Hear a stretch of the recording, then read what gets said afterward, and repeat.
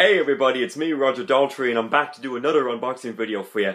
And now, if you haven't read the description, I'm doing the Lou Reed original album classics box sets, but now I've finished the original album classics. Now we're just doing the one album for the original album series, and now I'm doing the very last Lou Reed unboxing video. And in my opinion, this box set has the best Lou Reed studio album of all time. It just flushes all the other ones down the toilet. That's right, I said it. That's my opinion. Deal with it. Otherwise, your music collection means nothing to me. I'm only kidding. We all have our own taste in music. It's just that this box set for Lou Reed has his best studio album ever, I think, tied with Transformer and Mistrial. So what I'm going to do now is, before I introduce it to you, I'll tell you what I thought on Volume 3.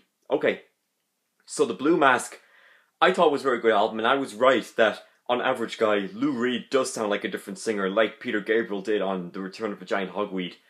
And I thought that the day John Kennedy died was a nice tribute to John F. Kennedy, who passed away. Like U2's The Miracle of Joey Ramone was a nice tribute to Joey Ramone. Because as I said, Joey Ramone is a big fan of U2, and U2 were big fans of the Ramones. So, okay, so that's the Blue Mask. On Legendary Hearts, I really loved Don't Talk About Work. It's actually one of my favourite songs of all time. It just has a vibe to it, and I really love how Lou Reed sings it. And it's got and some other really good songs in there as well. New Sensations was awesome because I love You Suzanne, and I even love Doing the Things That We Want To. And it sounds very 80s sounding. And I was absolutely right. I was thinking that I was going to love Mistrial, and you know what? It's actually one of Lou Reed's best albums. So I might say one of the best, or maybe the best. And I would say it's the third best Lou Reed album. And they asked me, what's the best? I said, it's Transformer, and it's Transformer tied with this album that's in this box set. Okay, so that's all my thoughts on Volume 3. So now, today, I am going to review the Lou Reed original album classics box set, or not original album series, and personally, this has my favourite one in it. So here it is. Lou Reed original album series. Right, so as I start to ramble on, I'll hand Roger over to you now, who will show you exactly what's inside the box. Take it away, Roger. Why, thank you, Roger. So here it is. This is the final Lou Reed original album box set. Now, this is the original album series, and as I said in other videos like ZZ Top, Rod Stewart and Foreigner, this is what the original album series box set looks like. It's where they pick 5 albums into a box set, but with ZZ Top's ones, they randomize them. Like, for example, in Volume 1, they had Rio Grande Mud, Tres Hombres, Fandango, Deguedo, and the best album, Eliminator. And then in Volume 2, it had ZZ Top's first album, Tiaz, El Loco, Afterburner, and Recycler. But whereas in Rod Stewart, they had... What did they have in Rod Stewart's one? Oh yeah, they had Foolish Behaviour, Tonight I'm Yours, Camouflage... Was Camouflage in there? Yeah, I think it was. Out of Order and Vagabond Heart. And then in Foreigner's one, they had their first 5 albums. You know, Foreigner, Double Vision, Head Games, 4, and Agent Provocateur. And in fact, I actually have 2 other of the original album classics in my CD collection. I have the Monkees one, which is just their first album, More of the Monkees, Headquarters, Pisces, Aquarius, Capricorn, and Jones, and the Birds, the Bees, and the Monkees. And I have the Cars original album series, which has their first album, The Cars, Candy-O, Panorama, Shake It Up, and Heartbeat City. And now this is the first time I'm ever doing an original album series box set for you. So let's dive into it. So again, we get 5 studio albums here. Well, actually, what's good about this one is that there's no live album in here, because I have no problem against live albums. Like, I've nothing against live albums. It's just that the live albums will just have songs from studio albums. But that's kind of good, because some people prefer live versions to studio versions in some songs, because the songs are more stronger live than in the studio. So anyway, without any hesitation, let's get started. So again, this video is dedicated to the same person, Lee McCarthy, whose alter ego is Lou Reed. And this is the very last Lou Reed unboxing video to do, because then after that, I won't have to do Lou Reed for a while. I don't have to do him again until I do the official rock music vlogs, when I can go through his albums in detail. So we'll show you all around the box and we'll go ahead and go through everything here. So as you saw in Volume 1, we had Lou Reed, Transformer, Berlin, Sally Can Dance and Coney Island Baby.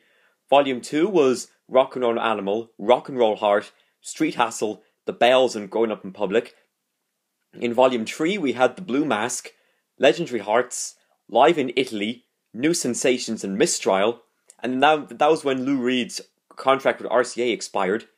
This time we have New York, Songs for Drella, Magic and Loss, Set the Twilight Reeling and Ecstasy.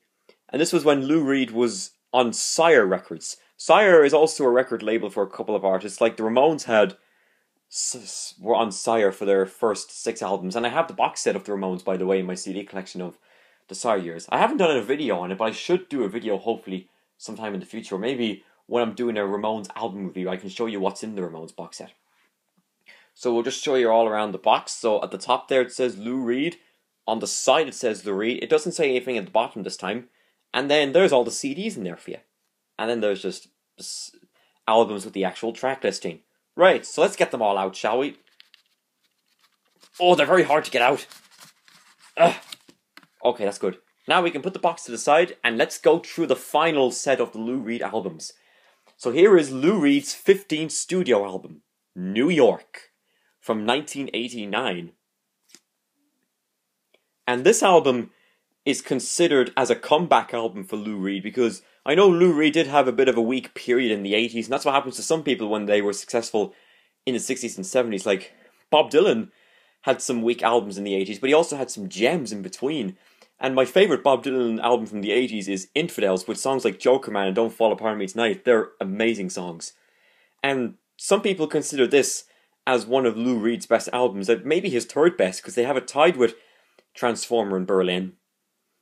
And yeah, and on the front there, it looks like his band nearly. It might be his band. And this record was produced by Fred Marr and Lou Reed. And Fred Marr was also the drummer for Lou Reed's band on the 80s records. So then there's a track listing. There's a song here called Romeo Had Juliet. And Romeo and Juliet is a title track for Dire Straits, which is fronted by the legendary Mark Knopfler. And as I said in Volume 3, Juliet is a heroine and Romeo is a hero.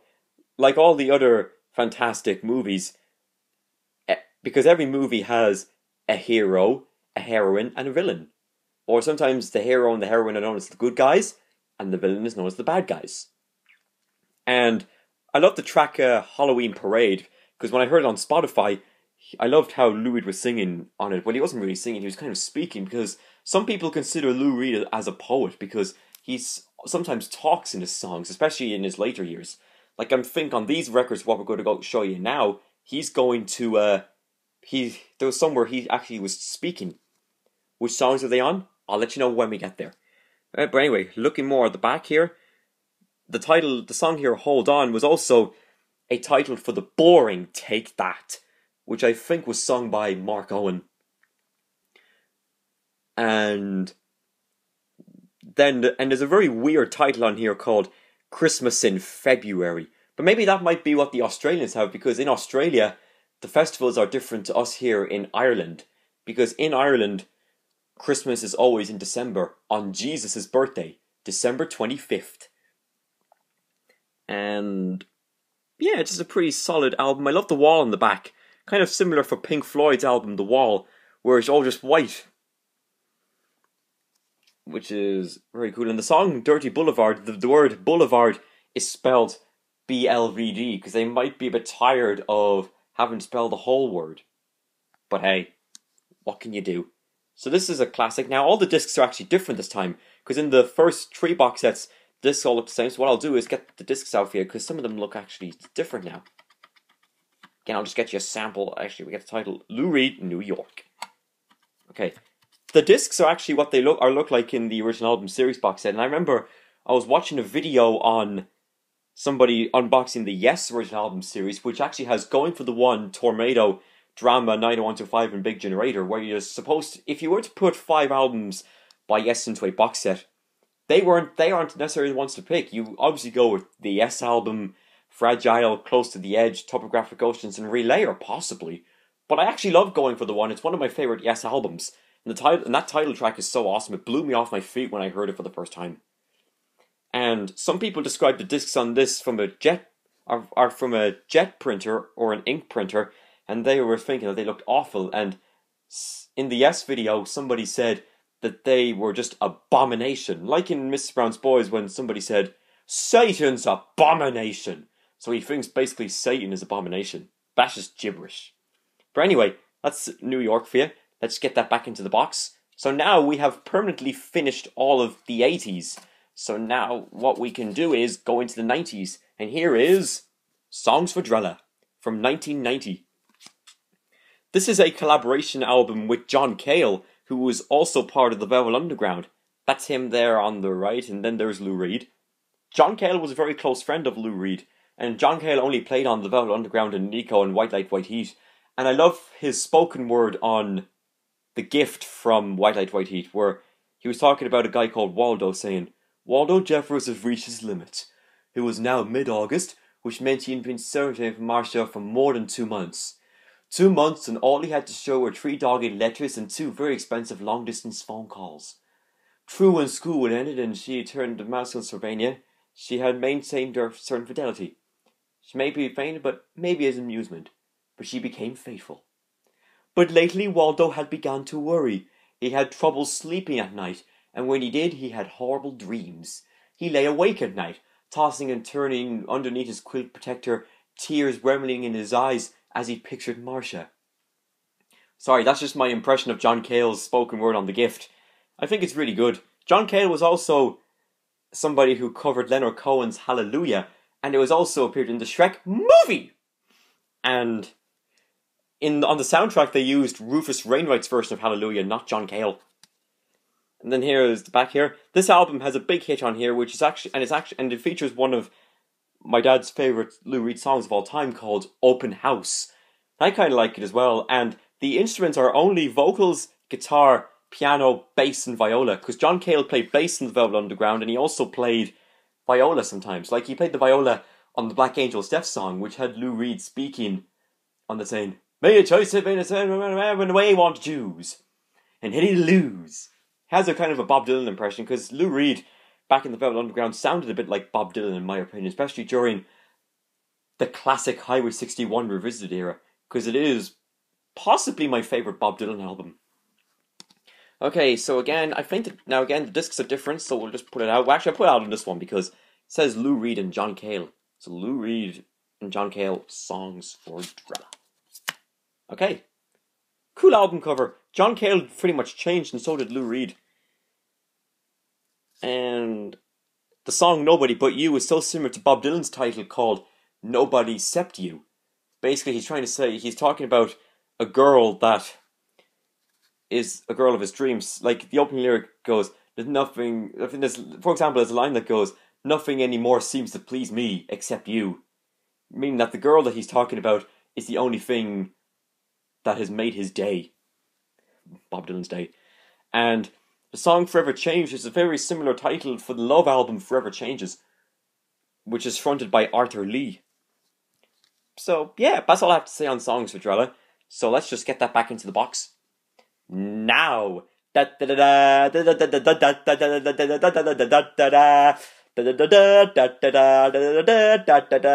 the best Lou Reed album! Magic and Loss, 1992. What an album this is! Look at the front cover. He looks so amazing. Where he's putting his hand and his other hand on his side of him. He's wearing a cool jacket, by the way. And he reminds me of Max Weinberg from Bruce Springsteen and the E Street Band. And I used to always say that Lou Reed looks a lot like Paul McCartney, but most people think it's gibberish, because some people think that he doesn't look like a bit of Paul McCartney. But anyway, this is a classic record. So this is very similar to the CD that we have back at home. And as I said, this is the very first Lou Reed album I ever heard, and I absolutely loved it.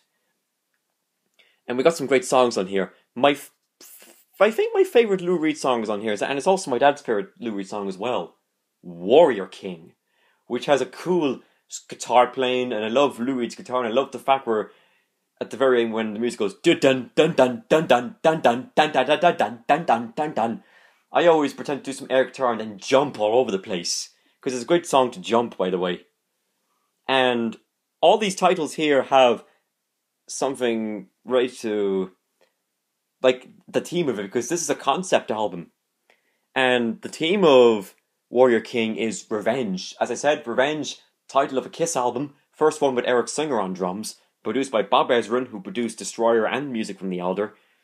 And I love the Power and Glory, but I love the fast version much more, part 2, because always at the very end, I always pretend that I get down low, and then when the end goes dum dum dum dum dum, I always lean back, basically, which is very cool. And I loved in Magic and Lost, the title track, there's a line where he mentions you can't be Shakespeare. He's supposed to be talking about William Shakespeare. And another great song on here, The Sword of Damocles, which is a bit of an explicit word, because this box set has a lot of explicit lyrics in it. Like there's a line that goes, I know you hate that mystic shit. And it's a really good song. I love the violin playing by Rob Weiserman. Yeah, that's his name. And the song, Goodbye Mass, is a great definition of him leaving Mass because of the line, tomorrow I'm smoke. And after Warrior King, that's probably my second favourite track on the album. And yeah, and Cremation, Ashes to Ashes being the title of a David Bowie hit, and Cremation is another great one. I love No Chance, by the way, where he's like, you must be nice to be steady, you must be nice to be firm, you must be nice to envelope off the mark. The way he sings is brilliant. And I love how he's like, no I didn't get a chance to say goodbye. Very nice. And I love Harry's Circumcision, where he's doing a poet. This is one of the songs where Lou Reed is talking. Basically, he's like, looking in the mirror. Harry didn't like what he saw. And I'm not sure the whole lyrics, but I know there's a line that goes, Harry had a laugh. And I also really love Gassed and Stoked. I love the guitar playing, and I think the drums on this are so amazing as well. Anyway, this is just an amazing record. I would put this above almost every Lou Reed album. Well, not quite, because it's tied with Transformer and Mistrial. So basically, those are my three favourite Lou Reed albums. Transformer, Magic and Loss, and Mistrial. And again, I'll get the disc fee again, because definitely, because this is a classic album. It's pretty much the same as the other two, but there we go. So yeah, Magic and Loss, classic album. Get it back into the box. And that's when some people lost interest in Lou Reed after that, including a friend of mine on YouTube who I'm subscribed to. And my dad saw Lou Reed in concert on the Magic and Lost tour, and there's actually a video where he's actually playing the whole album from start to finish. Bruce Springsteen did that last year when he did a 2016 version of The River, but this time without Dan Federici and Clarence Clemens. Why? Because they were both tragically dead. So now we have 2 albums left by Lou Reed in this series. So here it is. Here's the next one. Set the Twilight Reeling from 1996. Then here's the back cover. There's a song on here called Finish Line, which is actually a tribute to Sterling Morrison from the Velvet Underground, because he passed away the previous year in 1995, and on piano is Roy Bittan from Bruce Springsteen's E Street Band. And he also played piano on some other albums as well, like he played on David Bowie's Station to Station. And he did play with Bruce Springsteen when the E Street Band had broken up. Like he played on the Human Touch and Lucky Town tour. But I know he played on the Human Touch album. I don't know if he played on Lick It Up, but I need to do more research on... I didn't mean to say Lick It Up, I meant to say Lucky Town. And I love the front cover. I love how it's all yellow and looks like a sphere kind of thing. I love how he looks. He's like... But anyway, can't see my face for that. And now I am going to apologise here, but there's a very explicit title here called Sex with Your Parents, Motherfucker. And what I love about that is that even though it's a very weird title, because sometimes stuff with Lou Reed is increasingly weird, but it always tends to be odd in my opinion. It has a cool bass, it has a cool drum opening, great bass going. Bum, bum, ba-dum, ba-dum, bum, ba-dum, bum, bum, ba-dum, ba-dum, bum, ba-dum, bum. And it's actually a live track, by the way, I think. Yeah, it was recorded in 1995. And I heard it on Spotify, and the riff is quite cool. It's just that the title is so explicit. So again, I'll get the disc for you now. Now, the disc is a different colour this time. This time, it's all blue because it has a blue background on it. Okay, there you go. Then there's a song here called Riptide, which is actually a name of a band, by the way. Or is it the Riptide Movement? Yeah. I'm not really Riptide was a song by I'm not sure who it was by, but it's by some modern band. And for those of you that know my music taste, I'm not really into the modern stuff. I'm only up to music up to 2002. But anyway, this is a good album overall. I'll let you all know what I think about these after I've listened to them all, because I haven't heard all the albums in their entirety. It's just, that's the first album at which some people had lost interest in Lou Reed for. And now, finally, the very last Lou Reed album in this series, and the only one in the 2000s. Ecstasy. From 2000. Very cool. And then here's the back. A song here called Paranoia Key of E is actually like something in the key of E major. Like when we did our Leaving Cert practical exam, one student in my class did a song, I think it was a Beethoven or Mozart tune, and it mentioned E minor. So this is kind of a similar title for Paranoia Key of E, and then whatever that tune by Beethoven and Mozart was, he did it in E minor. And what else we got on here? I love the front cover where he's singing. It's like an opera kind of style nearly, which is quite cool. And you can see it's all red, so when I take out the disc, you'll notice that it has a red background to it. It's just as hard to get these discs out. Some people think that the discs look awful. When I saw the Yes video, some guy was like, what? And he told me that these are all fudged. And he always said, these are awful. And, not much to say on this one. Don't know much song titles. I think Lou Reed's wife played on the last album. I think she does some guest appearances on this one.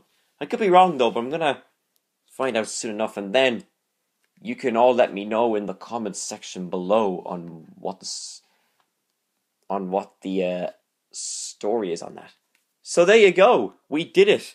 The very last Lou Reed original album series box set. I hope you all enjoyed it. Lou Reed is an absolute legend. And he has some later releases. He had The Raven from 2003, which is actually in the Sire Years box set. I should have probably gotten that and the RCA Albums box set that came out last year. And we also got that album from 2007. I forget what it was called. And then, the last record he ever had was Lulu by Metallica. And you know the way I was saying that there's one album that is worse than Metal Machine Music? Lulu is the one, but I do like Brandenburg Gate. But I would have to say, Metal Machine Music is the only album in the whole Lou Reed catalogue that's worse than Lulu. Because that's how I was turned off from Metallica in the past few years. Especially now with Robert Trujillo as their bass player. So now what I'm going to do is, now that I have all 4 box sets done, I'm going to basically show them all to you again, and I'll recommend some for you guys to listen to if you haven't started collecting Lou Reed yet. So in Volume 1, I would recommend you start with Transformer and Coney Island Baby, and maybe Berlin. But Transformer and Coney Island Baby at the most. So that's what I recommend from Volume 1. In Volume 2, I would recommend you... I would recommend Street Hassle and The Bells, definitely. The other 2 are okay. And then from Volume 3, I would recommend Mistrial easily, and probably Legendary Hearts because of Don't Talk to Me About Work. And then, of course, original album series, easily New York and Magic and Loss. Definitely Magic and Loss because that's the best Lou Reed album ever. Well, guys, it's been a long series now. 4 videos of Lou Reed. Oh my god. Like, we did 3 Marvin Gaye box sets. We did 2 Rod Stewart box sets. So that kind of gave it all. So that's it, guys. Thank you for watching all the Lou Reed unboxing videos. Remember to subscribe to my channel. Leave a comment below on what you think of Lou Reed. And then I should hopefully see you in June time when I probably do a box set of Green Day and maybe In Excess.